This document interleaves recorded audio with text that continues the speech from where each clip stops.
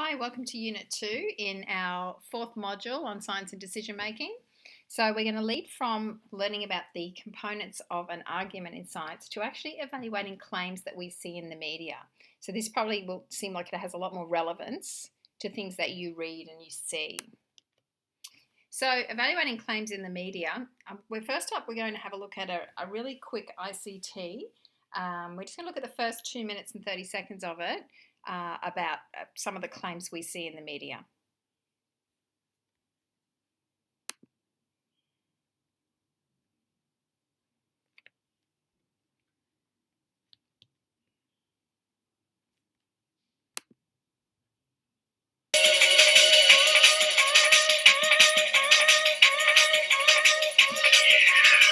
Come on now.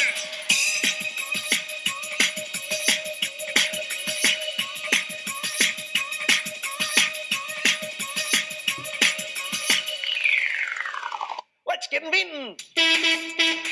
When it comes to attracting an audience, Luke Nola is one of the best in the business. He once sold advertising, now he sells science. From a studio in Auckland, Luke entertains youngsters all over the world. His award-winning show, Let's Get Inventin', is a huge hit. Why? Because the former ad man has done some rebranding. The thing is with kids, if I was to say to kids once again, hey kids, let's learn about science, I don't know if I'd get an amazing response. When I say to kids, hey, you want to blow something up? You want to put a rocket on a pair of skates? You want to do something cool like make some noise? And science will rate if we pitch it the right way, make it exciting, make it cool, make it rock and roll, and everyone will watch it. Science, of course, is more than kids' play. Explaining complex issues can often be a real challenge for more mainstream media.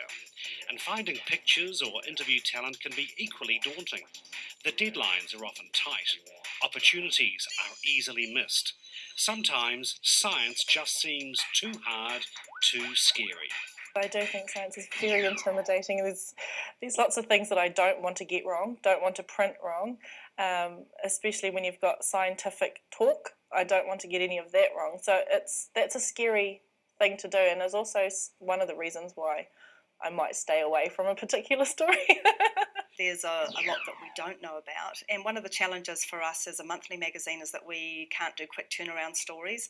So if there's a big announcement or a big breakthrough coming up, we need to be brought on board pretty early on in the piece. Scientists are not used to talking about what they do in ways that people can find immediately relevant to their lives. Quite often the interest that scientists will have in what they're doing when they're talking to other scientists is at a very high level and it's a very detailed piece of knowledge or discovery they're finding out. But the field that they're working in often has a much broader relevance and is much more interesting to people if they can talk about how we get to where they are today.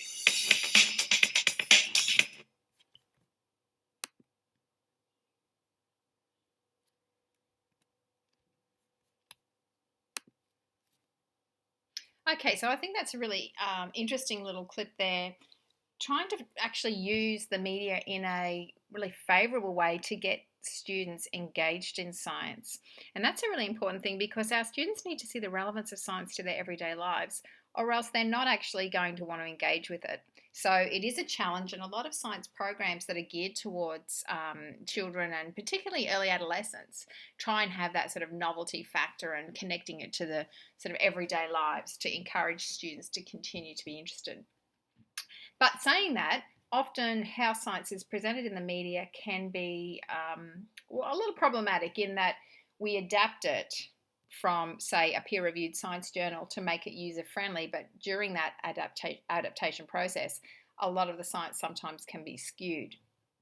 So we know science has a huge role in informing many of the challenges we face as a society, from water resources, climate change and energy to influenza outbreaks, cancer and vaccinations. And we're going to look in some detail at some of those when you finish this particular course and we look at our final module, which is looking at global science education.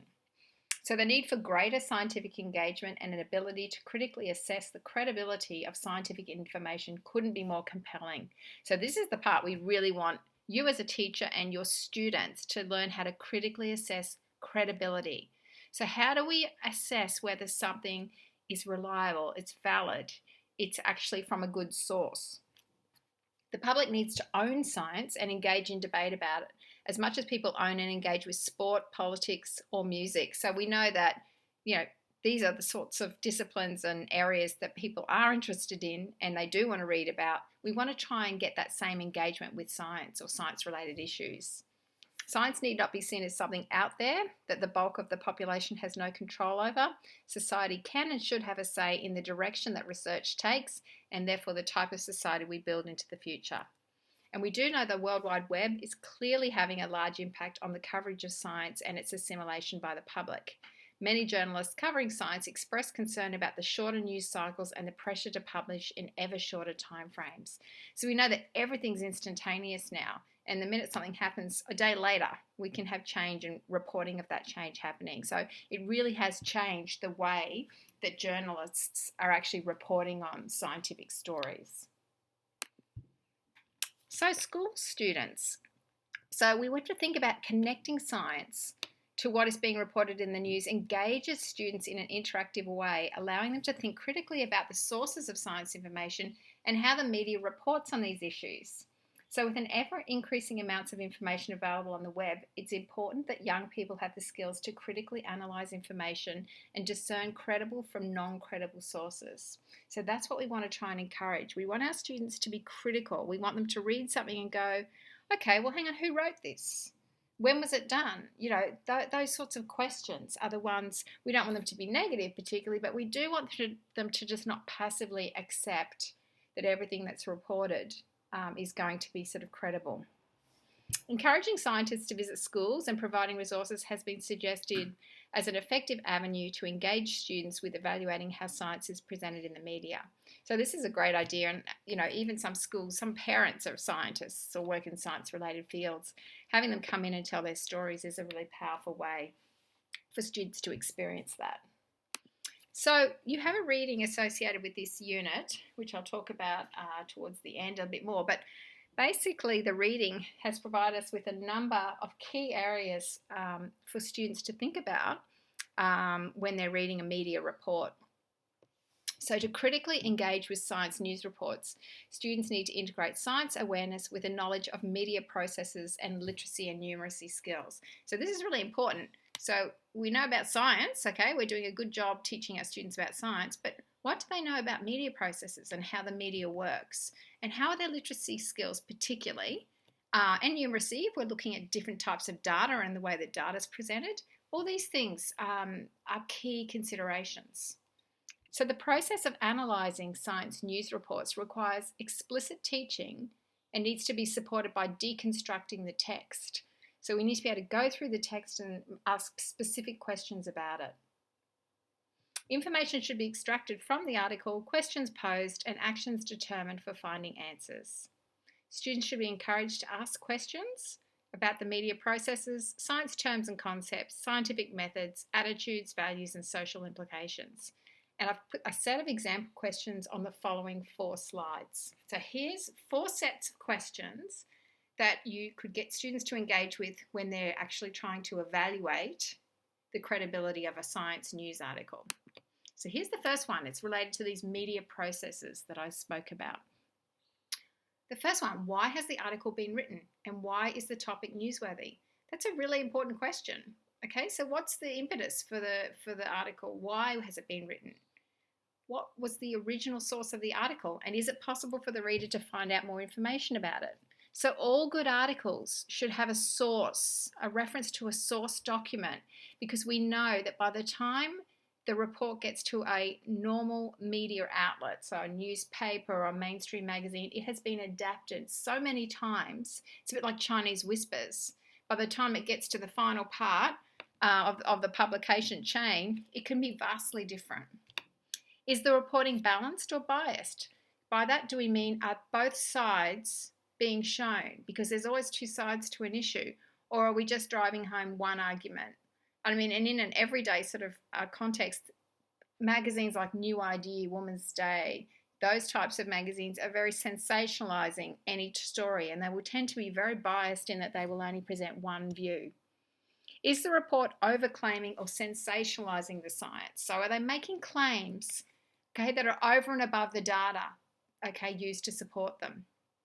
How are science and scientists portrayed?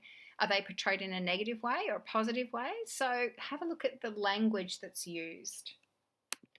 The second set of questions relates to the methods used. Okay, so what claims are being made and are they supported by evidence?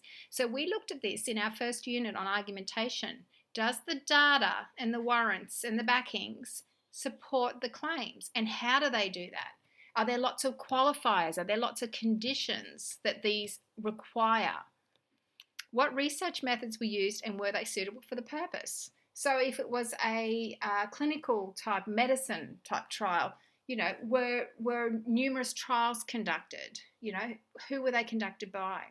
What types of data were collected? What analysis was conducted? All that's important. What was the sample size, and does it represent the group or population? This can be important in particular kinds of microbiology trials in particular, in that if it's a very small sample, so say we're making very broad claims that a new drug's been found to cure cancer and they've basically trialled it on 5 people, that wouldn't be a very good sample size, okay, because it's not very representative of the group or the population. Science and society questions we can ask. Are the claims supported by the broader scientific community? Is it a radical sort of offshoot, or are there a number of research groups that are actually working on this problem towards this particular goal? Could an alternative perspective be found? What was the motivation for the research, and who would potentially benefit from its findings? That's a really key question, okay, because some of those stories that we've looked at when we looked at science and ethics, often big pharmaceutical companies are involved, or with the GM foods. You have big corporations that are funding a lot of these things. What was the source of funding for the research? So was it public-based funding from the government? And even that can have its own agendas. Or was it private company funding? So it could be the sugar industry, or, back in the old days, the tobacco industry. All these things are important to examine. What are the qualifications and experience of the researchers? This is a key question, because sometimes you'll have people coming out making scientific claims and they're actually not science trained. So that's another important aspect. And finally, science terms and concepts.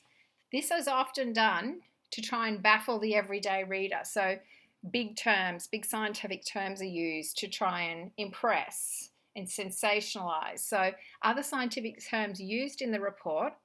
Number one, do they use them, and are they adequately explained?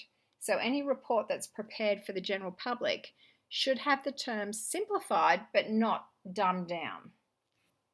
So let's have a look at a science news report for your activity. So you have a reading, Science in the News, where a lot of the information we've just talked about has been sourced from. So I'd like you to read through that in full first, and then I want you to evaluate the news report that's also on Learning at Griffith. It's called Mum's Vitamin D Doesn't Affect Child's Bones. So it's there under the link. It's called a resource, and it's basically a science news report from the ABC, actually. I want you to read the main reading, then read the science report, and I want you to think about the 4 sets of questions that we just looked at, and I want your thoughts on the news report based on using those questions. So you don't have to answer all 4 questions. You could perhaps pick, let's go back, you could pick science and society, for example, and try and look at the claims made within the article based on these questions, okay, and then share your views. All right, so I'd love for you to share your responses on the discussion board for me to have a look at and for other students to have a look at too.